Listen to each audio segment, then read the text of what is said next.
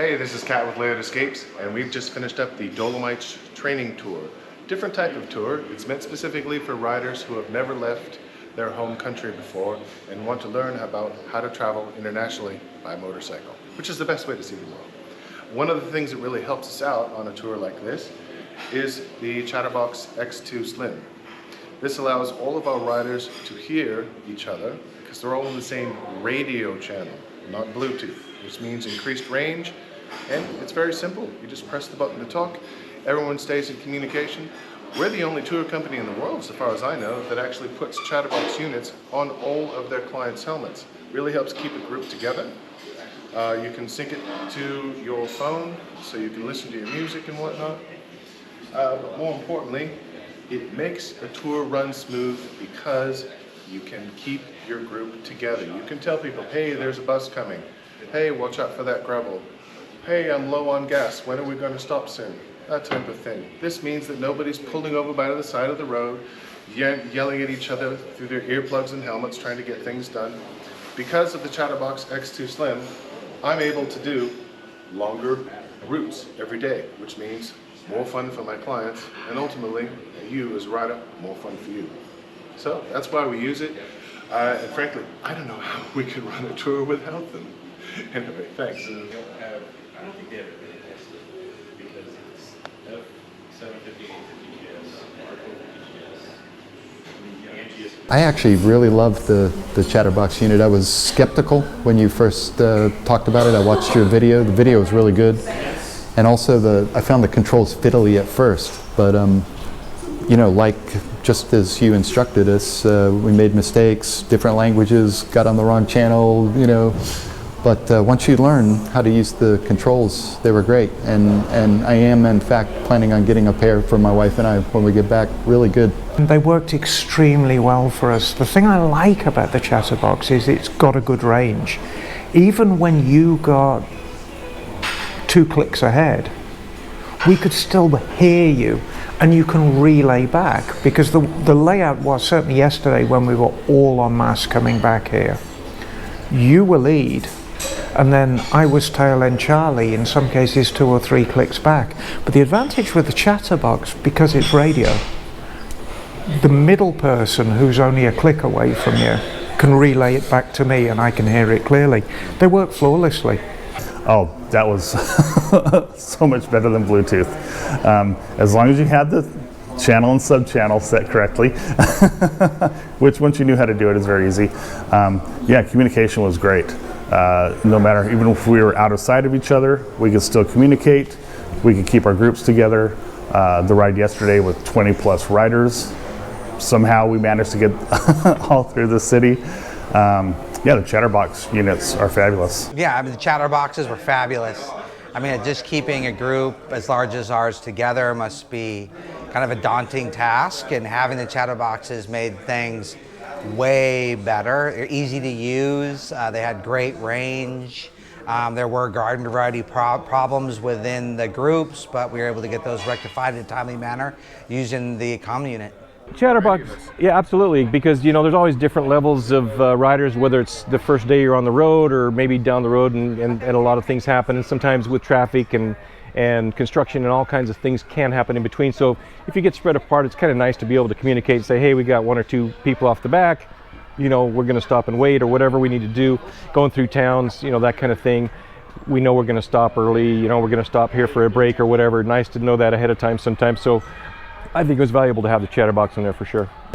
And then when you passed a large, slower moving vehicle like a bus or a dump truck, and there's plenty of them, you can call out, road's clear, go, go, go, or wait for the black SUV, the road is clear after that, because you've got the vision of the road ahead and you call it for your fellow riders. Is there an element of trust? Of course there is. But in my group, I was with 3 other fellows, never met before this trip. By the end of the first day, we trusted each other 100%. It was great to have that communication, but what I really liked about having the communication was 2 things. The first was that it was radio communication, not Bluetooth communication, so irrespective of where I was, we were always in communicado with one another. Amazingly, I couldn't imagine doing that without the chatterboxes. Like, the thing is with them, you only need to use them as much as you want to. But being able to have the lead rider call out oncoming traffic, hairpins, I would want to pull over and take a photo, so I just say, pulling over at the next turnout, gonna stop and take a photo, and I'll be back on the bike and see you guys at the top. That way they knew where I was and that I was okay. Even just like you're cruising along and someone will be like, oh, look to your left, there's a pretty castle across the valley. Or I'd never ridden with comms before, but it was very helpful, and definitely considering going in on some comm units with people I ride with, because it just makes life so much easier. My experience with the helmet audio sets has been with Bluetooth, and a little bit frustrating because it's sort of being range limited creates a bit of a problem, and then people are starting new hand signs and things that you've never seen before in that world. I wasn't aware that this technology was available, and that was actually pretty cool, very reliable. Over a long range, it kept us all together. It kept us going through a couple of the patches where sometimes you get behind vehicles and you can get caught behind the rest of the group. You're not riding there thinking, oh boy, where's everybody gone? The communication was just great, reliable. The sound quality is great. The unit's very, very versatile, and in fact, if you're thinking of doing this sort of thing, I'd certainly say think about this unit, because it's the best one that I've used. I actually like it. Coming from doing like radio comms with the Army, it's kind of the same thing with our team comms, where radio, like line of sight, it's always going to be finicky, but it's always going to work to an extent.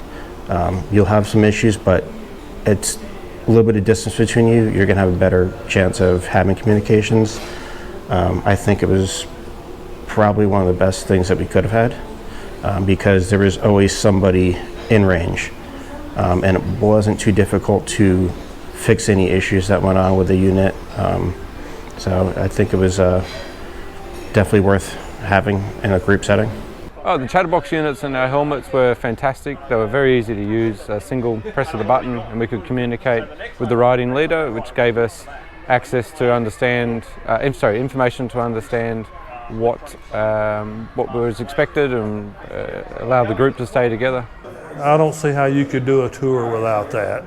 I mean, I didn't have any problem with my Chatterbox. I did ride the rear some and take it up, and then been able to relay some of the messages. That was just, that's a safety thing that you gotta have. It worked good.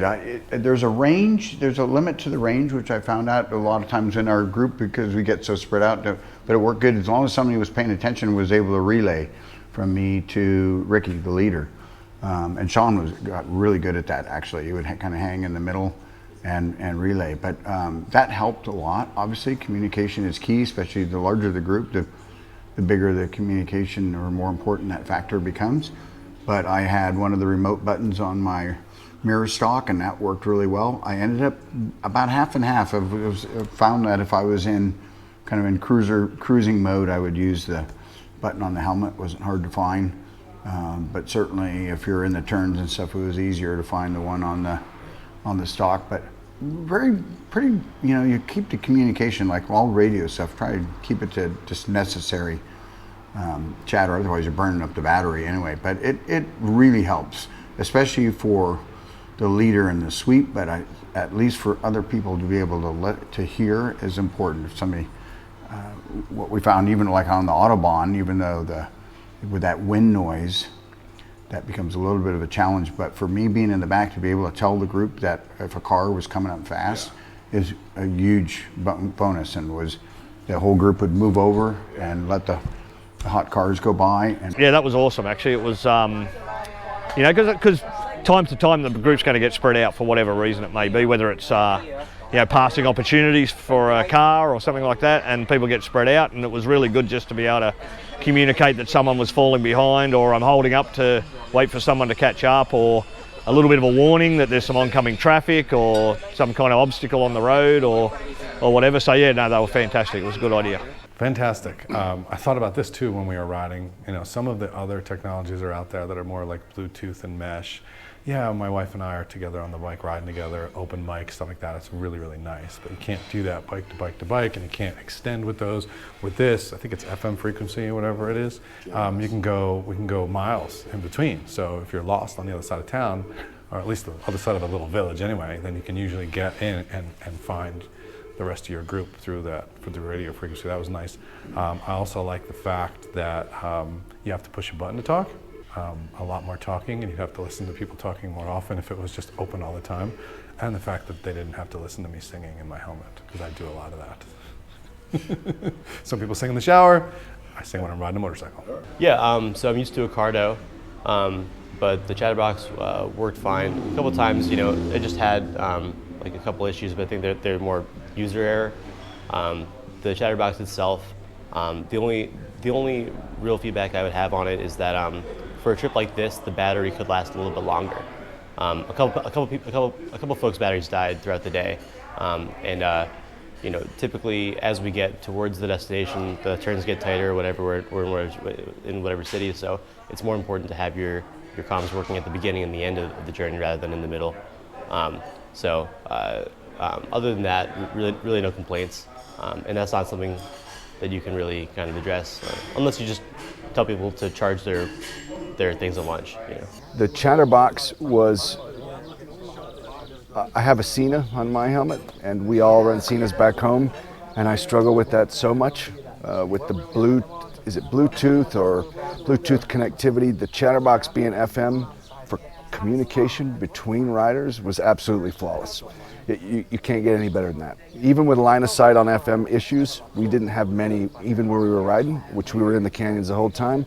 The mesh other devices don't work near as good. So I loved it for communication.